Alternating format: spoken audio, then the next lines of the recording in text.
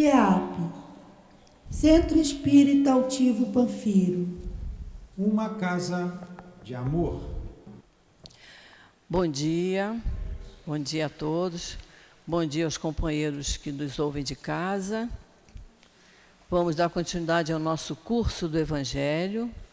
Nós estamos estudando o capítulo 5, Bem-aventurados os aflitos. Hoje nós vamos dar continuidade a partir do item 21, perda de pessoas amadas e mortes prematuras. Mas nós vamos ler para a leitura, para a abertura do nosso estudo, o último parágrafo do item 22. O item 22 é aquele que diz: se fosse um homem de bem, teria morrido. Nós vamos ler o último parágrafo do item 22. Acharam? Vamos dar um tempinho para todo mundo achar. Nós vamos ler agora, para a abertura, capítulo 5, item 22, último parágrafo.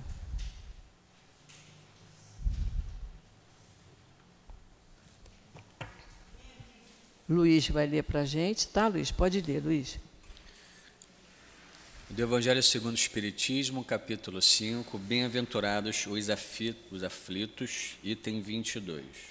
Último parágrafo. Último parágrafo. Acostumai-vos a não reprovar o que não podeis compreender, e tende a certeza de que Deus é justo em todas as coisas. Muitas vezes, o que vos parece um mal é um bem. No entanto, vossas faculdades são tão restritas que o conjunto do grande todo não é percebido pelos vossos rudes sentidos. Esforçai-vos para sair, pelo pensamento, do vosso limitado mundo, e à medida que vos elevardes, a importância da vida material diminuirá para vós, porque ela vos parecerá como um incidente na duração infinita da vossa existência espiritual, a única existência verdadeira. Fenelon, Sens, 1861. Quer fazer a nossa prece, Luiz? Querido Jesus, mais um domingo de manhã no CEAP, na Casa do Amor, reunidos em Teu nome, reunidos em torno do Teu Evangelho, Senhor. Que a Sua bondade, que o Seu amor, que a Sua inspiração nos recaia sobre os pensamentos, que Altivo Panfiro, que os bons amigos espirituais que sustentam a Casa do Amor, que Leon Denis, que Allan Kardec estejam presentes nesse estudo que será trazido pela Gracilde. E assim, agradecidos por mais uma manhã de domingo em torno da leitura tão edificante do Evangelho de Jesus, agradecemos. E agradecemos também a Deus nosso Pai por essa oportunidade e damos por iniciados os estudos dessa manhã de domingo. Que assim seja, Senhor. Graças a Deus. Então vamos lá. Eu tinha comentado com vocês, e quem tivesse em casa a Gênese de Kardec, que visse o capítulo 1, item 42, principalmente o rodapé, que é só para enriquecer o nosso estudo. E no Livro dos Espíritos, questão 934 em diante, que vai falar de perda de pessoas amadas, perda de entes queridos, que é o nosso estudo que vai começar hoje. Então, Livro dos Espíritos, questão 934 em diante. É muito enriquecedor a leitura do Livro dos Espíritos nesse assunto, vale muito a pena. Então, vamos lá. Nós já estamos nas instruções dos Espíritos, e esse item 21, quem assina é? Quem me diz? Quem assina o item 21? Sanson. E tem aí no rodapé do Evangelho, tem dizendo quem foi Sanson. As mensagens dele no livro Céu e Inferno. Mas observe que interessante que ele fala aqui. Sanson concedeu uma mensagem aos membros da Sociedade Espírita de Paris quando ele ainda estava na câmara mortuária. Ele ainda não tinha sido enterrado. Então, ele tinha pedido aos amigos que o evocassem, que o chamassem, para que ele pudesse dizer alguma coisa. Como era um espírito já de um grau bem elevado, ele teve essa permissão dos espíritos superiores para ainda na câmara mortuária ele já dar uma mensagem. Muito interessante. Agora, aí diz que ele morreu em 1862 e essa mensagem do Evangelho é de 1863. Então, 1 ano após a morte dele. A mensagem que ele deu na câmara mortuária está lá no Céu e Inferno. Então, vamos lá. Vamos ler, Luiz, o 21. Perda de pessoas amadas e mortes prematuras, item 21. Quando a morte vem até vossas famílias, levando sem critério algum os jovens antes dos velhos, muitas vezes dizeis: Deus não é justo, porquanto sacrifica o que é forte e cheio de vida para conservar aqueles que viveram muitos anos plenos de decepções. Leva aqueles que são úteis e deixa os que não servem para mais nada. Parte o coração de uma mãe, privando-a da inocente criatura que fazia toda a sua alegria. Isso ele está falando, Sanson está falando do que é comum a gente ouvir isso, né?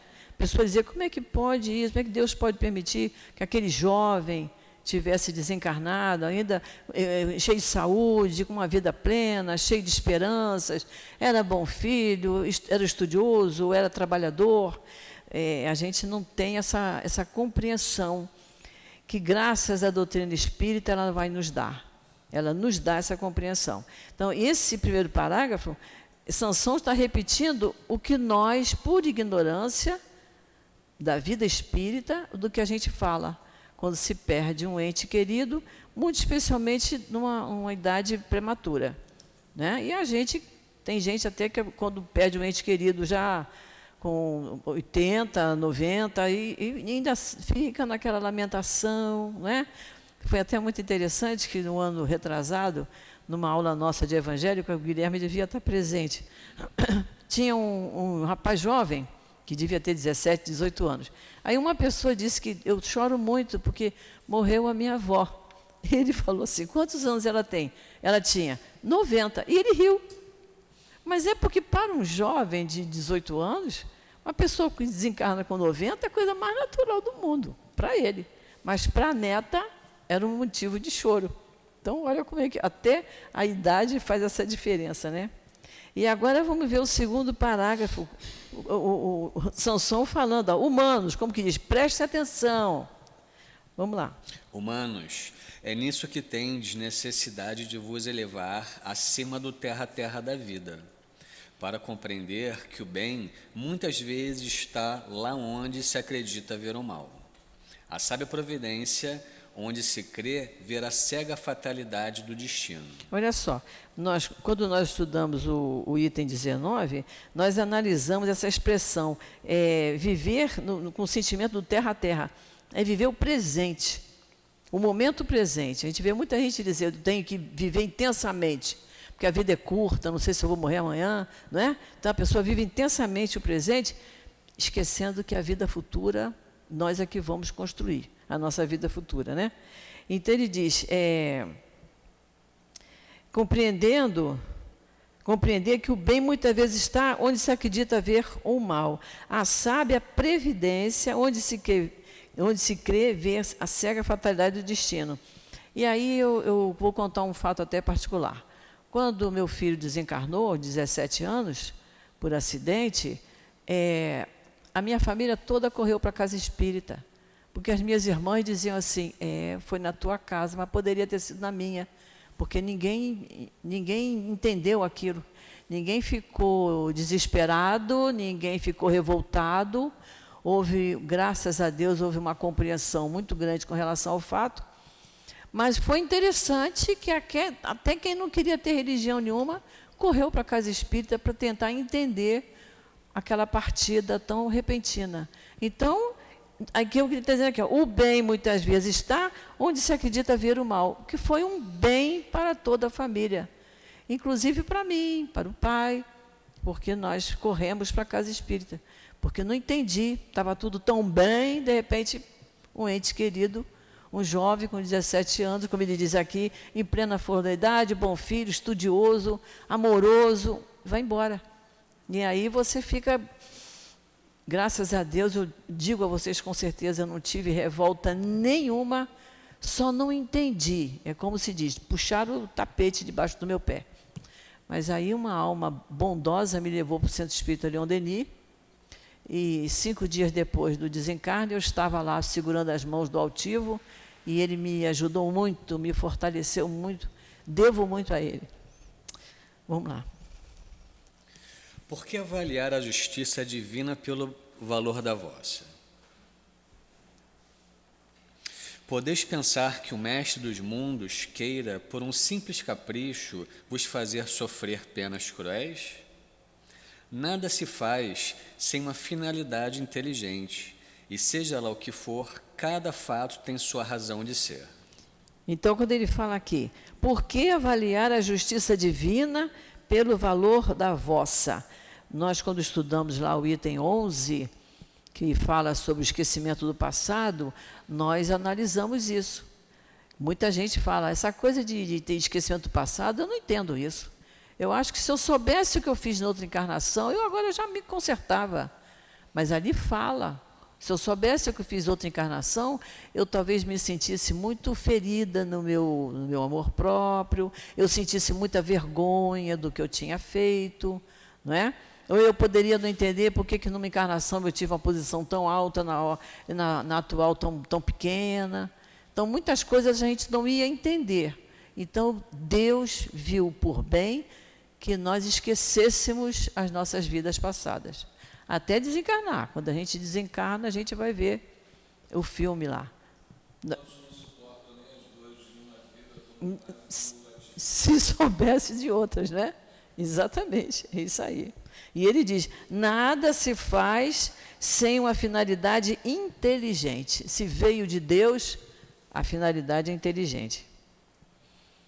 Vamos lá. Se procurasseis investigar minuciosamente todas as dores que vos atingem, nelas sempre irias encontrar a razão divina, a razão regeneradora, e vossos insignificantes interesses teriam uma importância tão menor que vós os colocarias em último plano.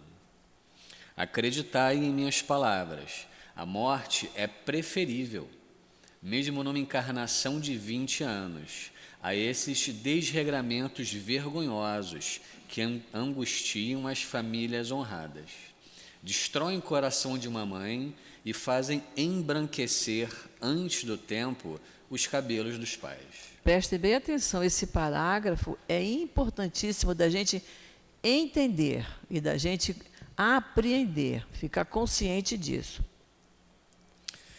A morte prematura, muitas vezes, é um benefício que Deus concede àquele que desencarna e que, assim, fica resguardado das misérias que a vida apresenta ou das tentações que poderiam causar a sua perdição.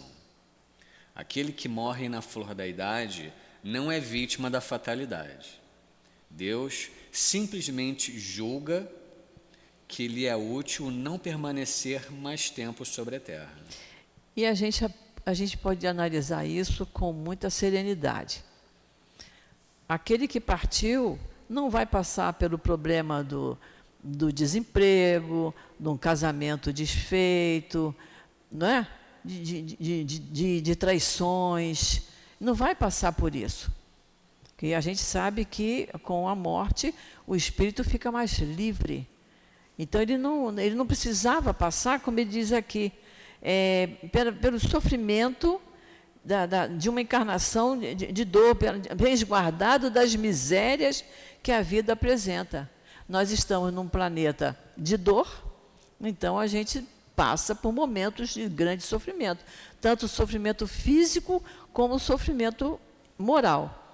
Então, aquele que parte em tenra idade, se não foi através de suicídio, como foi a aula que o Newton deu, se foi de uma morte, acidente, por doença, é porque ele não tinha que passar por coisas mais graves. Ele não precisava passar por provas mais difíceis. É uma grande infelicidade, dizeis, que uma vida tão cheia de esperanças seja interrompida tão cedo. De quais esperanças quereis falar? Das esperanças da terra, onde aquele que desencarnou poderia brilhar, fazer sua carreira e sua fortuna? Está voltando a falar o que a gente, muitas vezes, erradamente, a gente pensa, né? É jovem, então ele tinha toda uma carreira pela frente, né? Ia fazer dinheiro, é o que se imagina, né? Sempre essa visão estreita que não se pode elevar acima da matéria. Sabeis por acaso qual teria sido a morte dessa vida... A sorte, desculpa. É. Dessa vida tão plena de esperanças, segundo a vossa avaliação? Não sabemos. Quem vos garante que ela não seria carregada de amarguras? Então, considerais como nada as esperanças da vida futura, preferindo as da vida passageira que levais na terra? Pensais que vale mais ter um lugar entre os homens do que entre os espíritos bem-aventurados? Alegrai-vos em vez de chorar, quando Deus resolve retirar um de seus filhos desse vale de misérias. Isso é difícil. A gente se alegrar é muito difícil. Nós ainda não estamos nesse patamar de compreensão. Mas quando a gente estuda isso aqui, não melhora a nossa visão com relação a uma situação dessa, de uma morte prematura? Melhora muito. Quando eu estudei isso aqui no Evangelho, eu falei, que pena que eu não tinha estudado isso antes. Eu teria talvez chorado menos, porque eu teria compreendido mais, porque ele diz que o que Deus nos dá é, toda a ideia que Deus nos passa, não se faz nada sem uma finalidade inteligente. Havia uma finalidade de Deus, uma finalidade inteligente, com a partida de um jovem de 17 anos, cheio de vida, cheio de saúde, estudioso, um corpo perfeito, né? Então, eu seria muito melhor se eu já tivesse conhecimento dessa lição do Evangelho. Então, essa lição é muito importante, não é só relativo a filho que desencarnou, mas é relativo ao irmão, ao pai, à mãe, que a gente sempre acha que não está na hora deles irem. A gente quer que eles continuem com a gente, né? Mas cada um tem o seu momento. Mas isso aqui faz a gente entender e aceitar. É difícil isso. Alegrai-vos. Alegrar, a gente não se alegra, mas a gente não se desespera. A gente já não chora compulsivamente, como a gente ainda vê. Pessoas que choram, estou chorando porque meu pai morreu, está fazendo tanto tempo hoje, por isso que eu estou chorando. Para um pouco com isso. A gente tem que pensar isso. Se a gente chora de desespero, como é que fica aquele espírito lá, vendo que o filho, vendo que a mãe ou a esposa está em desespero aqui, não é? Agora, se você chora de saudade, lembrando de coisas boas que ele fez, é outra coisa. Dá até uma satisfação para aquele espírito. E é isso que a gente quer, que aquele espírito querido que desencarnou, que ele sinta uma satisfação quando nós nos lembrarmos dele. E não nos lembrarmos com choro, com desespero, dizendo, não sei por que ele foi embora tão cedo, uma tristeza, por que Deus fez isso comigo? Isso deixa ele em grande desespero.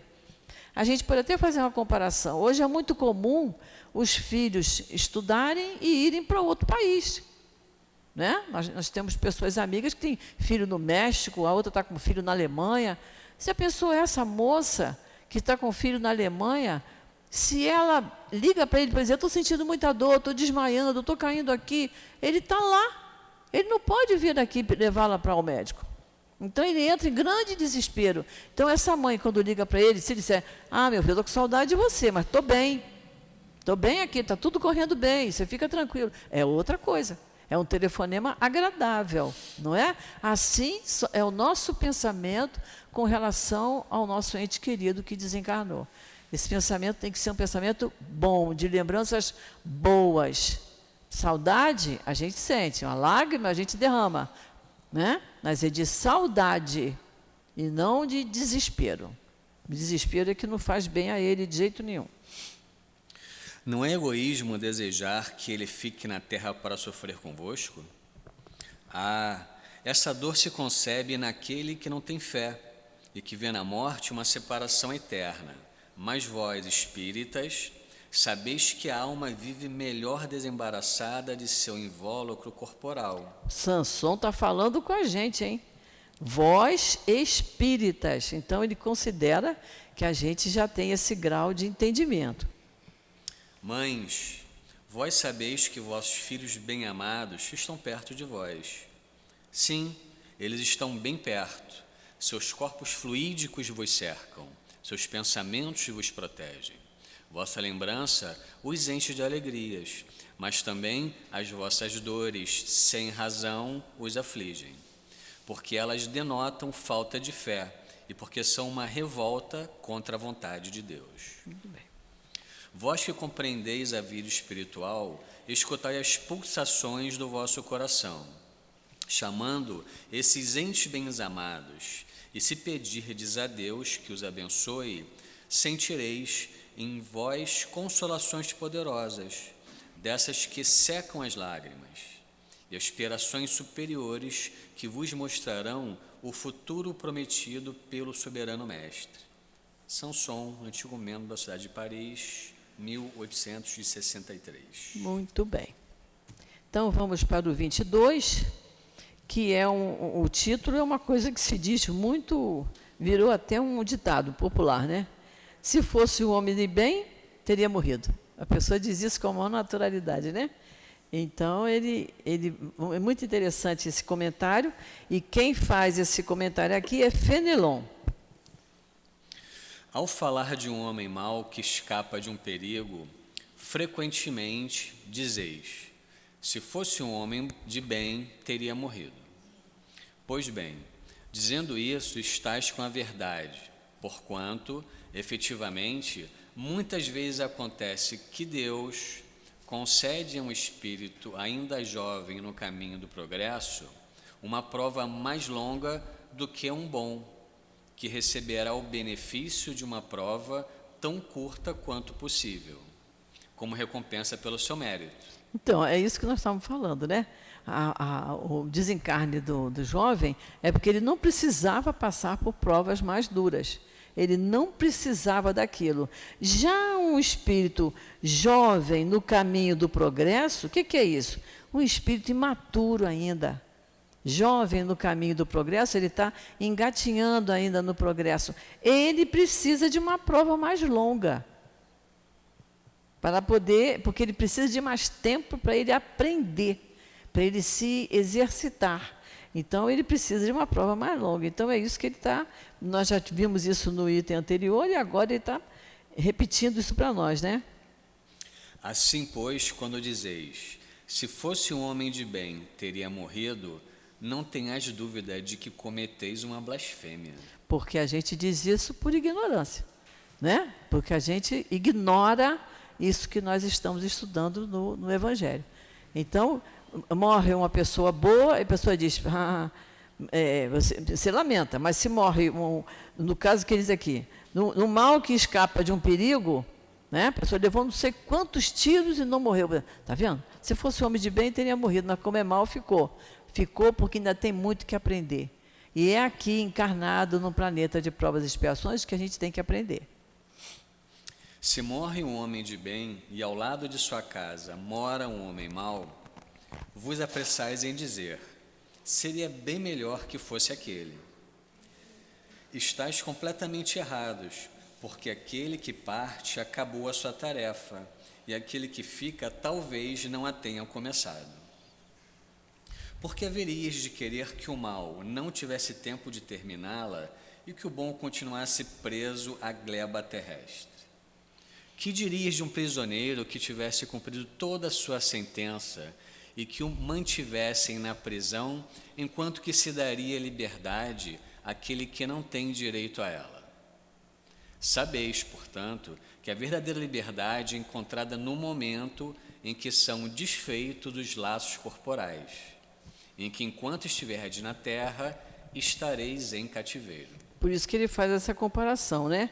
Que dirige um prisioneiro que tivesse cumprido a sua sentença e que o mantivesse na prisão, porque o nosso espírito está prisioneiro a este corpo. A gente sabe disso, né? E ele diz, enquanto estiverdes na terra, estareis no cativeiro. O espírito fica preso aqui. Eu estou com essa dificuldade toda para andar, como vocês estão vendo. E, no entanto, eu sonhei há pouco tempo que eu andava num lugar com muita água, tinha chovido muito, eu de mão dada com a minha nora, e eu correndo, sabe? Aí eu falei, mas é assim que eu vou ficar quando eu desencarnar, eu vou sair correndo. Porque agora eu não posso botar o carro do outro lado da rua, porque eu tenho que atravessar a rua devagarzinho, e eu não posso. Então, é isso aí. A gente, como espírito, a gente se comunica pelo pensamento, que a gente já faz um treinamento aqui encarnado, né? A gente tem um parente que mora lá nos Estados Unidos e a gente pensa nele, vê a imagem dele como se ele estivesse presente, não é isso? A gente, pelo pensamento, a gente viaja, vai aonde quer. Só que, como desencarnado, a comunicação é pelo pensamento. Então, é muito mais rápido. E aí, eu não vou ter a minha dificuldade das minhas pernas pesadas. Eu vou poder me desembaraçar melhor. Ah, que beleza.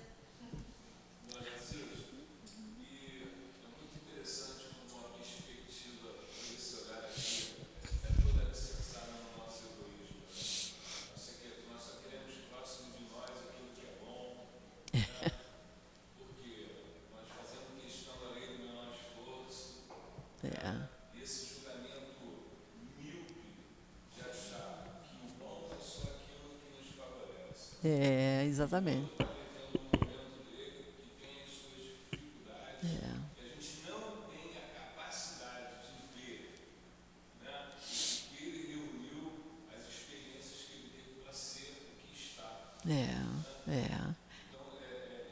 Essa questão aqui é muito importante para que a gente possa desenvolver esse sentimento de que o outro também é importante, que ele está vivendo aquele momento, porque é o que ele consegue ser.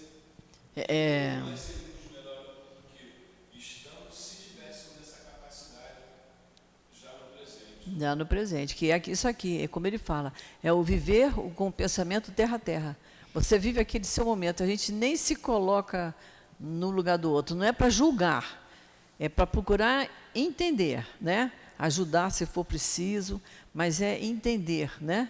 Porque é isso aí, a gente quer que tudo à nossa volta esteja correndo muito bem, né? Quando uma coisa não está correndo bem, a gente já fica meio assustado, né? Esse parágrafo, o Luiz já leu quando nós começamos, mas a gente vai dar outra lida porque ele é importante, né? Acostumai-vos a não reprovar o que não podeis compreender, e tende a certeza de que Deus é justo em todas as coisas. Muitas vezes, o que vos parece um mal é um bem. No entanto, vossas faculdades são tão restritas que o conjunto do grande todo não é percebido pelos vossos rudes sentidos. Esforçai-vos para sair pelo pensamento do vosso limitado mundo, e à medida que vos elevardes, a importância da vida material diminuirá para vós, porque ela vos parecerá como um incidente na duração infinita da vossa existência espiritual, a única existência verdadeira. A única existência Fenelon. verdadeira. Muito bonito. À medida que vos elevardes, a importância da vida material diminui. E a gente, quando a gente envelhece, a gente já faz um treinamento. É um treinamento para a gente se desapegar das coisas, para a gente ter uma compreensão melhor da vida.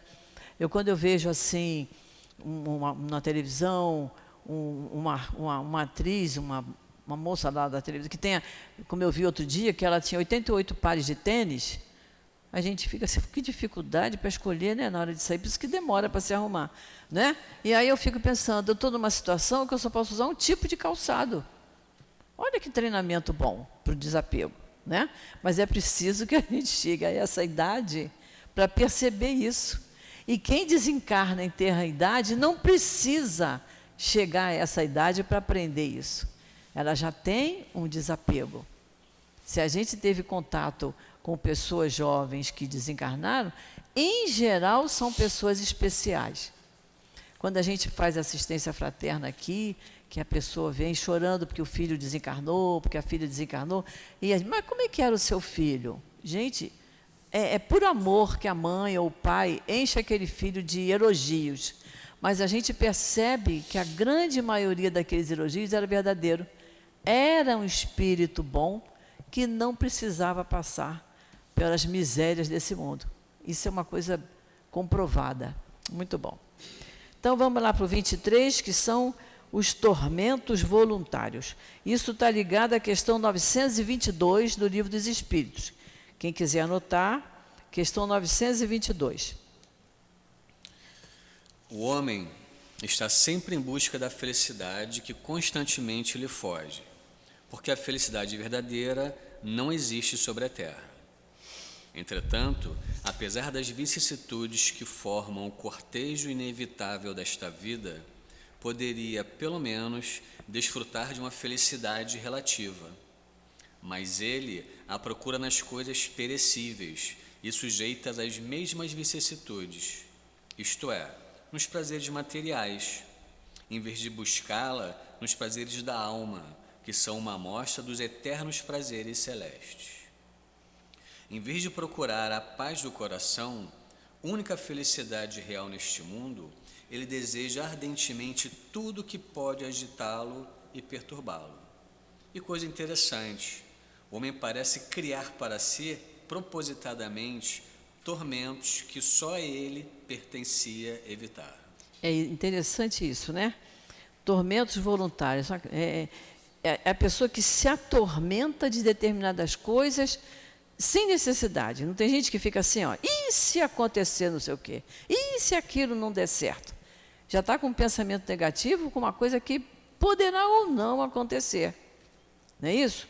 E aí, eu sempre que a gente fala nessa aula, eu lembro de uma pessoa amiga minha que tinha uma situação financeira muito boa e ela dizia assim para mim, você trabalha um ano inteiro, quando tira um mês de férias, você vai para Miguel Pereira? Eu digo, mas eu não tenho dinheiro para ir para o Canadá, para ir para a Alemanha. Miguel Pereira já era bom demais para mim. E só podia passar lá uma semana. Era uma colônia de férias que você não podia passar mais do que uma semana. Você tinha que ir para a fila para pegar uma senha. Né? Então, para mim, para o meu marido, para meus filhos, já era uma maravilha aquilo. Mas eu ouvi isso. Como é que você trabalha o ano inteiro e tem esse prazer de ir para Miguel Pereira? Já bom, porque tem gente que nem para Miguel Pereira podia ir. Então, para mim, já era bom demais. Então, essa pessoa, se tivesse uma queda financeira e que não pudesse mais ir para o Canadá, ela ia se atormentar muito, né? E aí é um tormento voluntário, que é se atormentar com uma coisa tola. Tão pouca gente pode viajar, não é? E, no entanto, eu escutei isso assim, a pessoa achando que era a coisa mais natural do mundo. Então, quando ele fala aqui que, apesar das dificuldades, né, as vicissitudes, são as dificuldades que formam o cortejo inevitável dessa vida. O que é o cortejo? É um aglomerado, né, de situações difíceis, inevitáveis dessa vida, porque estamos num planeta de provas e expiações, não tem jeito. Somos espíritos imperfeitos. Então, temos que passar por esse cortejo de dificuldades. Poderia, pelo menos, desfrutar de uma felicidade relativa. Por isso que eu falei da questão 922 do Livro dos Espíritos, porque lá ele fala da felicidade em relação à vida material, e da felicidade em relação à vida moral. A nossa felicidade é relativa, porque absoluta seria a felicidade o tempo todo. Todo dia, 24 horas de felicidade. E não é assim, né? Às vezes você está bem, chega uma visita inesperada que não te traz muita felicidade. Ou você recebe um telefonema que não te agrada. Ou como outro dia veio uma multa de carro. A gente também não gosta de receber, né? Então, por isso que a nossa felicidade é de momentos. Por isso que nós falamos, acho que foi na aula passada, vamos saborear os momentos de felicidade. o abraço de um filho, um abraço de um amigo, uma palavra carinhosa que nos digam, são momentos de felicidade que a gente tem que pegar e saborear, porque momentos tristes vão ocorrer devido às circunstâncias que a gente vive.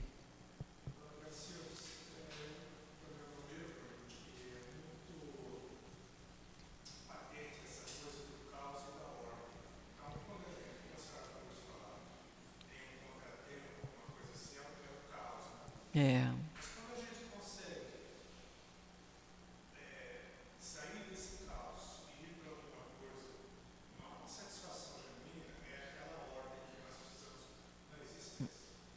E a nossa existência é assim, né? São as vicissitudes. Uma hora está bem, outra hora não está muito bem.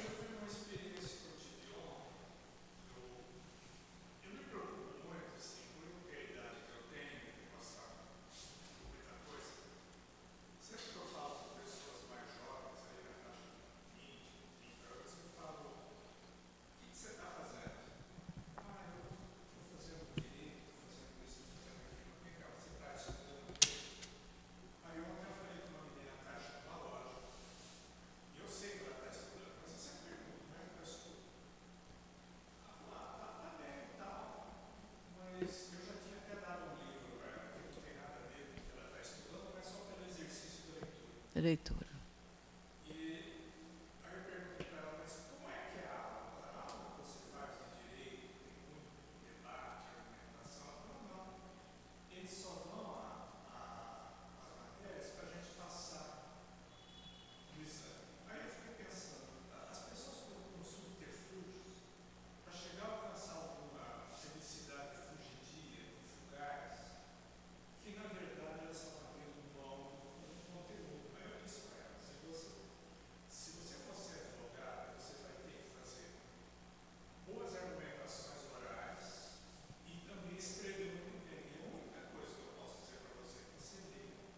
Isso, é.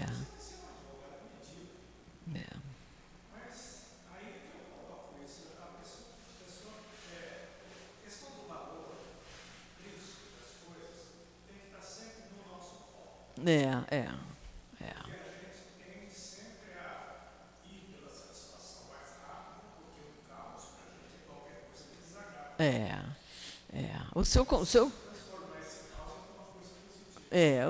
O seu conselho para ela foi excelente, né? Principalmente por causa da profissão que ela está almejando. É o falar bem e o escrever bem, né? A gente sabe disso. E saber argumentar. E só vai saber argumentar quem estudou, quem leu. A leitura é muitíssimo importante. É essencial. Agora, ela já tem uma qualidade, né? Dela ter esse foco na vida dela, né? Isso já é uma qualidade que ela tem, né? Ela tem um objetivo, ela não quer ficar naquela vidinha dela sempre fazendo a mesma coisa. Está estudando, né? Já é bom. Isso já é bom, mas e fica toda a vida no mesmo lugar. Mas o seu conselho é isso mesmo, é excelente. E é bom, a gente tem experiência, a gente pode chegar e dar um toque, né?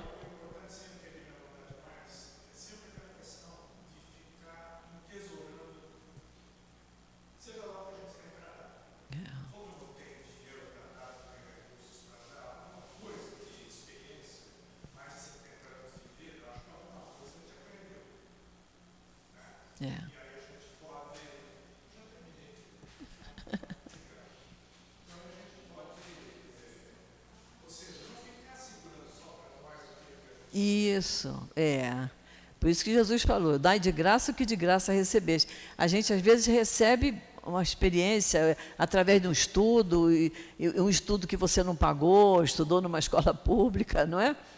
E experiência dita por outros mais experientes que nós. Recebi aquilo gratuitamente, então eu tenho o dever de passar. Com certeza, isso é muito bom. Então, olha só. Quando na questão 922, quando ele vai falar da felicidade relativa, ele diz com relação à vida material e com relação à vida moral. Com relação à vida material, o Livro dos Espíritos diz a posse do necessário.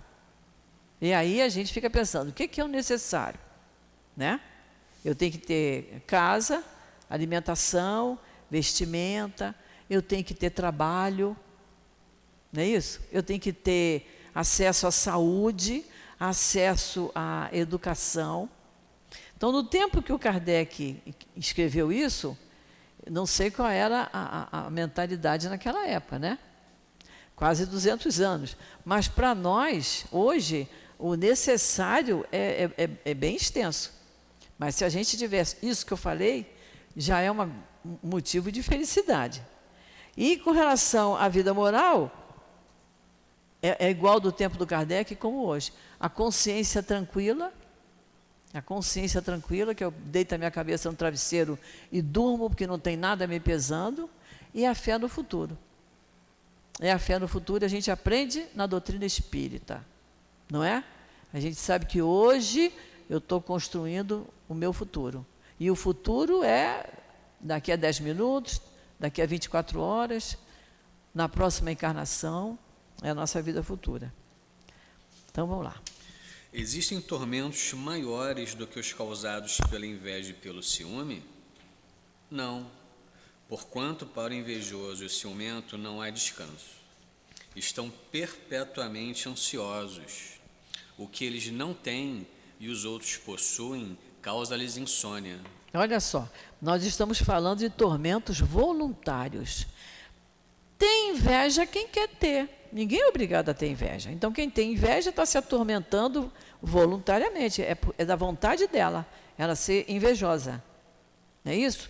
E isso é tão importante que está lá nos 10 mandamentos. Não invejar, só que naquela época assim, não invejar o asno do vizinho, né, os bens do vizinho, o boi do vizinho, né? Para nós é outra coisa. Não é? A inveja é um tormento voluntário.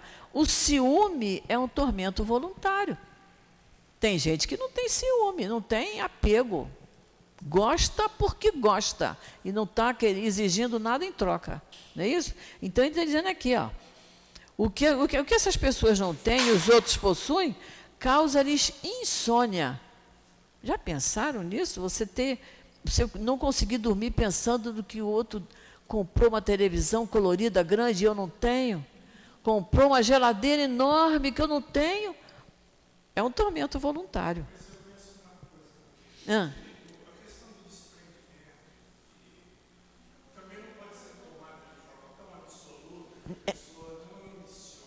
Não.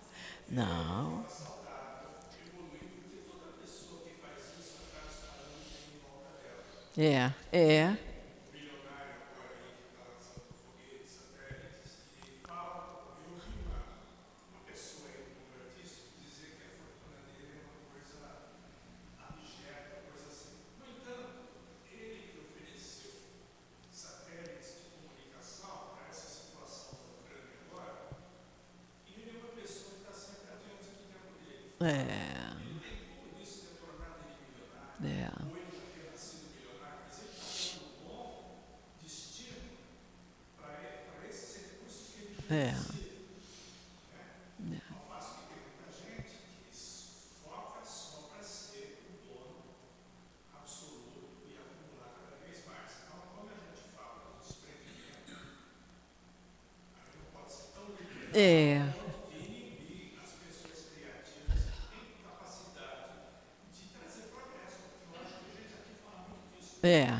O progresso.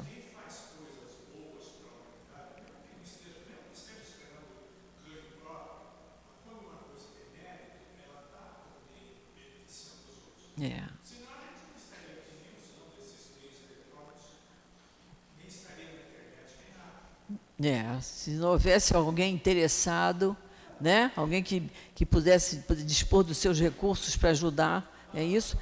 Tudo tem que ter um limite. Quando se fala em ambição, mas é aquela ambição egoísta, né? Como você falou, só para mim. Agora, se você ambiciona melhorar, mas você consegue abrir aquele leque para ajudar a quem está em volta, né? Que a gente sabe do Bill Gates, né? Que é um homem rico e ajuda muito, muito especialmente no setor de educação, né? E a gente está sabendo, tem jogador de futebol, tem tanta gente que tem dinheiro aí que está ajudando muito, como foi o caso do Ayrton Senna, né? O orgulho, na medida certa, é a própria evolução, é o próprio progresso.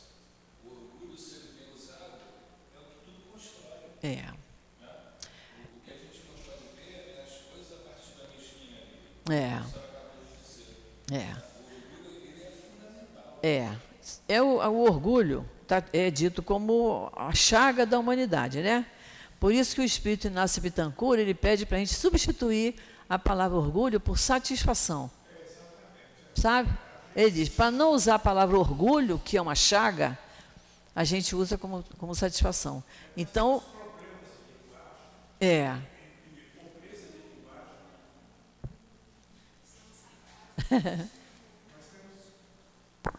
Nós temos pobreza de linguagem e também vícios de linguagem. Então, de fato, a palavra ambição, ela tende a ficar num nicho único. Isso, Mas se a gente extrapolar para um significado mais amplo, ela pode sim estar levando as pessoas para, digamos assim, ter uma compreensão mais abrangente do que isso possa ser. Então, eu penso que é importante, porque às vezes existem em qualquer religião, quando há um foco excessivo em um determinado ponto, e a gente acaba deixando de lado outros que também têm lá seus méritos. Essa moça que você deu o exemplo, que ela é caixa e está fazendo a faculdade, ela tem uma ambição, e é uma ambição saudável. Sim. Ela quer melhorar de vida, ela quer sair daquilo, né? Ela está satisfazendo um desejo dela, né? É uma ambição, mas é uma ambição saudável, né? Então, é isso aí, né, Guilherme? Nós estamos falando dos termos, né? E os espíritos só nos chamam a atenção, porque a gente usa a palavra orgulho com muita naturalidade. Pessoas dizem assim, eu tenho o maior orgulho de ter um filho assim, assim. Aí ele diz, então diga assim, eu tenho a maior satisfação, e é verdade, né? É a satisfação que aquele filho me causa, né? Muitas palavras perderam o sentido do sentimento que as motivou. Exatamente. O sucesso de seus rivais dá-lhes vertigens. Seu único interesse é sobrepujar os outros. Toda sua alegria se resume em despertar nos insensatos, como eles, a cólera do ciúme da qual são possuidores. Pobres insensatos, efetivamente, sequer imaginam que amanhã, talvez, tenham que deixar todas essas futilidades, cuja cobiça lhes envenena a existência. Não é a eles que se destinam estas palavras. Bem-aventurados aflitos, porque serão consolados. Porque o invejoso, o ciumento, ele é um aflito, né? Ele vive em aflição. Mas aí, olha só, o espírito Fenelon está mostrando aqui, ó, não é para eles que Jesus falou isso. Bem-aventurados os aflitos, porque serão consolados. É aflito de outras situações. Visto que as suas preocupações não são daquelas que têm a sua compensação no céu. Inversamente, de quantos tormentos se livra aquele que sabe que se contentar com o que tem, que vê se inveja, ou que não possui, que não procura parecer mais do que realmente é. Esse é sempre rico, porque se olha abaixo de si, em vez de olhar para cima. Verá pessoas que têm ainda menos do que ele. Esse é calmo, porque não imagina necessidades irreais. E a calma, em meio às desgraças da vida, não é uma felicidade? Com certeza. Enfrentar a dificuldade com calma, com fé, com resignação, não é? Já é uma felicidade. Porque isso não te tira o sono, não lhe dá desespero, né? Nós temos ainda 10 minutinhos. Vamos ver o item 24, a verdadeira desgraça, que é uma mensagem de Delphine de Girardin. Ela foi uma escritora francesa, tem aqui todo o histórico da vida dela no rodapé. Vamos lá. Todos falam de desgraça, todos já experimentaram e creem conhecer as suas múltiplas características. Eu venho vos dizer que quase todos se enganam, e que a verdadeira desgraça não é, de forma alguma, a que os homens, isto é, os desgraçados, supõem. Aí essa palavra ficou assim pesada, né? Os desgraçados. Mas vamos pensar. Esse prefixo des, você que gosta disso, né, Guilherme? Não é sem? Então, os desgraçados são os sem graça. Não precisa a gente ficar tão impressionado com esse termo. Ficou esquisito, né? Mas ele aqui, olha, a verdadeira desgraça não é de forma alguma o que os homens, os desgraçados, os infelizes, supõem. Por que eles supõem? Olha só. Eles a veem na miséria, no fogão sem fogo, no credor que ameaça, no berço vazio sem um anjo que nele sorria, nas lágrimas, no féretro que se acompanha de cabeça descoberta e o coração despedaçado, na angústia da traição, no desnudamento do orgulho que queria se vestir de púrpura e que com dificuldade esconde sua nudez sob os farrapos da vaidade. Tudo isso e muitas outras coisas ainda chama-se desgraça na linguagem humana. Sim, é a desgraça para aqueles que não veem nada além do presente. Mas a verdadeira desgraça está nas consequências de um fato, mais do que no próprio fato. Porque se a pessoa passa por todo esse sofrimento, né? Se o fogão, ela não tem nada para cozinhar naquele momento, se o credor a ameaça, se o berço está vazio, se ela sofre uma traição, se ela passa por tudo isso, buscando uma solução, sem desespero, com uma resignação, que é a compreensão do fato, né? Ela vai se sair daquela dificuldade. Agora, se ela passa tudo isso com revolta, isso vai lhe trazer consequências muito graves. Então, por isso que ele diz, a verdadeira desgraça está na consequência de um fato. E isso é muito fácil a gente entender. A pessoa bebe porque gosta da bebida, aquilo lhe dá prazer, né? O problema é a consequência. Ela bebe, fica tonta, sai dali fazendo um monte de coisa errada. Fica uma pessoa desagradável, pode causar um acidente, pode causar até a morte de outro, não é? Então, não foi a consequência do fato da bebida, a consequência não foi pior do que o fato? Eu estou dando esse exemplo para a gente entender o que ele fala da consequência do fato. Dizei-me se um acontecimento feliz para o momento, mas que tem consequências funestas, não é em realidade mais infeliz do que aquele que inicialmente causa grande contrariedade e acaba por produzir o bem. Que nós já estudamos, quando estudamos o mal e o remédio, não é isso? Nós vimos hoje o desencarne de um ente querido em tenra idade, que fez a minha família toda correr para a casa espírita. Foi um fato triste, mas que colocou todo mundo no caminho certo. Que ninguém tinha religião, estava cada um para o seu lado. E, de repente, aquilo foi um susto coletivo, e todo mundo foi se interessar pela doutrina espírita, porque é nela que a gente encontra as nossas respostas, né? Dizei-me se a tempestade que despedaça vossas árvores, mais que purifica o ar dissipando os miasmas insalubres que poderiam causar a morte, não é antes uma felicidade do que uma desgraça. Para se julgar um fato é preciso, pois, ver as suas consequências.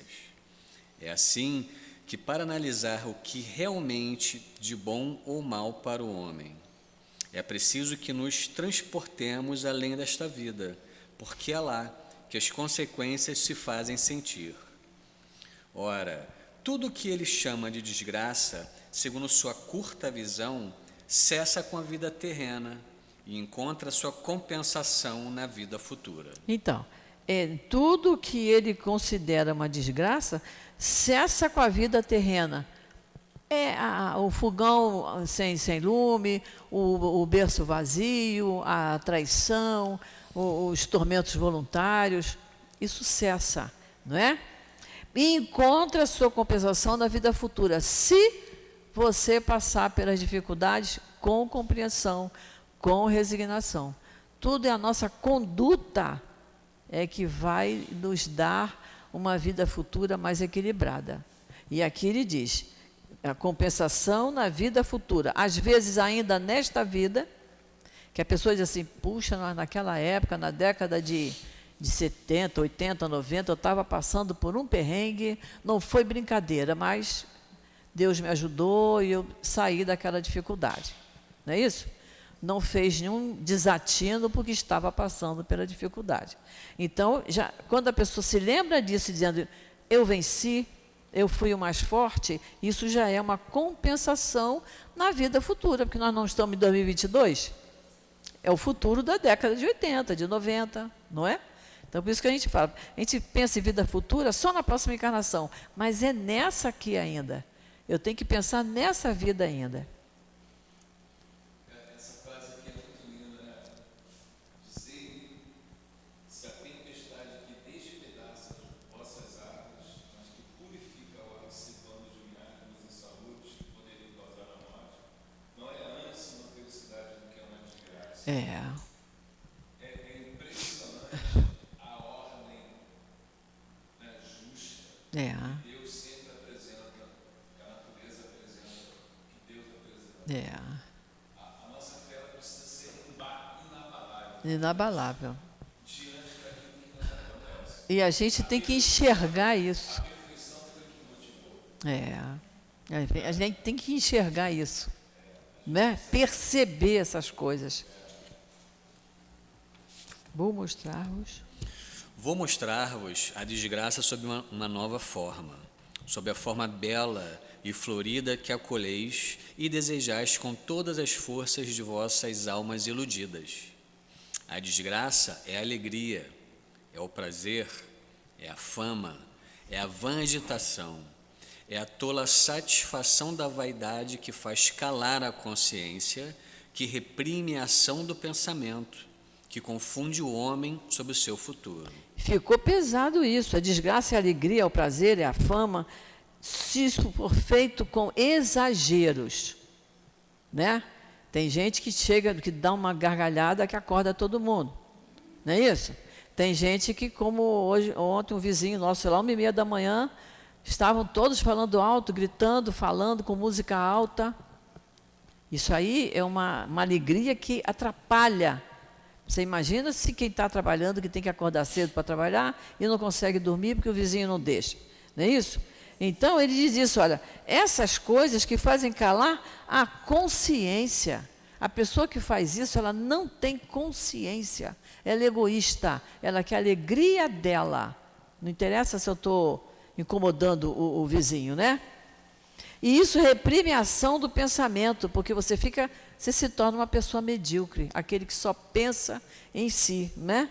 E que confunde o homem sobre o seu futuro. Essa pessoa não sabe que hoje eu estou incomodando, amanhã eu estarei sendo incomodado. Eu nunca sei o dia de amanhã. Hoje eu estou fazendo uma festa, mas eu não sei daqui a 1 ano, 5, 10 anos, como eu estarei, se eu vou tolerar isso, se eu vou suportar. Pode falar.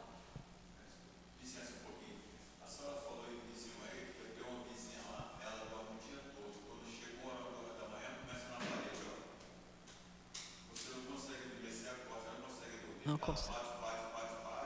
Aí eu fui reclamar, ela disse que era um cachorro. O cachorro que é o velho. Tanta força que você fala, mas não tem como. E ela segura, ela tem que dar um jeito, segurar o cachorro. Não é o cachorro. Não é porque não é o cachorro. O esposo trabalha o dia todo, ele sai para trabalhar 8 horas, chega às 5 horas. Aí ela não trabalha. Quando é 1h da manhã, começa os dois a fazer bagunça. Eu fui reclamar com ele, ele disse, não, é meu cachorro. Não é o cachorro, o cachorro não faz isso. É o ser humano mesmo que faz. É o ser humano que faz. Entendeu? É isso aí. É difícil. É isso que ele fala. E esses erros fazem calar a consciência. Justamente. Essas pessoas não têm consciência. São egoístas, vivem só o lado delas. Como é que vai ficar a compensação da vida dela no futuro? É complicado, está perigando. Está perigando. Não tem como. Pode ir? Pode. A desgraça é o ópio do esquecimento que buscais ardentemente. Esperai, vós que chorais, temei, vós que gargalhais, porque o vosso corpo está satisfeito. A Deus não se engana, não se foge ao destino, e as provas credoras mais impiedosas do que um bando de infelizes instigados pela miséria espreitam o vosso repouso enganador para vos mergulhar de súbito na agonia da verdadeira infelicidade, daquela que surpreende a alma enfraquecida pela indiferença e o egoísmo. Que o Espiritismo vos esclareça e reponha em sua verdadeira luz a verdade e o erro, tão estranhamente desfigurados pela vossa cegueira. Então vos comportareis como bravos soldados, que longe de fugirem do perigo, preferem as lutas em combates arriscados. Em vez da paz que não pode lhes dar nem glória, nem promoções. Que importa ao soldado perder suas armas, seu equipamento e seu uniforme durante a luta, contanto que ele saia vencedor e com glória? Que importa aquele que tem fé no futuro deixar sobre o campo de batalha da vida a sua fortuna e a sua vestimenta de carne, contanto que a sua alma entre radiosa no reino celeste? Delfine de Girardin. Esse final é importantíssimo, né? Que importa aquele que tem fé no futuro deixar sobre o campo de batalha da vida a sua fortuna e a sua vestimenta de carne, contanto que a sua alma entre radiosa no reino celeste. Uma pessoa dessa, como você falou, não vai ser radiosa nunca. Não é? Não vai mesmo. Está longe disso. Porque não tem consideração, não tem consciência do que está fazendo. E aí é o que a Delfine de Girardin, ela fala, que o Espiritismo vos esclareça e reponha em sua verdadeira luz a verdade e o erro. Essa nossa doutrina, ela dá uma mexida boa aqui dentro da gente, não dá, gente? Não é? A gente se sente mexido, a gente vê o erro do outro e diz, eu jamais poderia fazer aquilo, né? A gente vai se educando. Essa mensagem é muito boa. Então, para a semana que vem, do item 25 em diante. Esse capítulo é grande, porque falou de aflição, é com a gente mesmo, né? Mas, com certeza, semana que vem a gente acaba o capítulo 5, ele é muito bom. Vamos fazer a nossa prece, que nós já estamos passando da hora. Querido Jesus, nosso mestre Allan Kardec, espíritos amigos que nos orientaram hoje durante o nosso estudo, através das suas mensagens, nosso querido Emanuel, patrono do nosso curso, nosso querido amigo altivo, amigo de todas as horas, Antônio de Aquino, e toda a coluna de espíritos que trabalham nesta nossa casa de amor, que nos amparam, que nos encorajam, que nos sustentam. Nós só podemos agradecer por termos iniciado o nosso domingo tão bem, estudando a doutrina espírita dentro desta casa espírita. Então, Jesus, nos abençoe, nos ampare, nos envolva com teu manto de paz, de luz, de serenidade, para que tenhamos um dia muito equilibrado, um dia muito tranquilo. Que nada, Senhor, nada possa desfazer a paz que reina em nosso coração, em nossos pensamentos, neste momento. Que ela possa ficar conosco por todo o dia de hoje. Abençoa, Senhor, a cada um de nós. Abençoa esta casa querida. Abençoe o nosso Newton, que está sempre socorrendo as pessoas necessitadas, muito especialmente os necessitados moralmente e espiritualmente, como foi o trabalho que ele foi fazer agora e que está fazendo, com certeza, nesse instante. Abençoa o Newton, Senhor. Abençoa os médiuns que o acompanham nessa tarefa. Abençoa, Senhor, a todos os trabalhadores da nossa casa. E que possamos, Senhor, retornar aos nossos lares, acompanhados de nossos anjos de guarda, com a certeza absoluta que estaremos sempre amparados, mantendo os nossos sentimentos e os nossos pensamentos sempre voltados para o bem. Então, Senhor, é em Teu nome, em nome desses espíritos queridos e amigos, e em nome de Deus, nosso Pai, que nós pedimos permissão para encerrarmos a nossa aula do Evangelho da manhã de hoje. Fica conosco, Senhor. Estamos sempre precisando muito de Ti. Graças a Deus.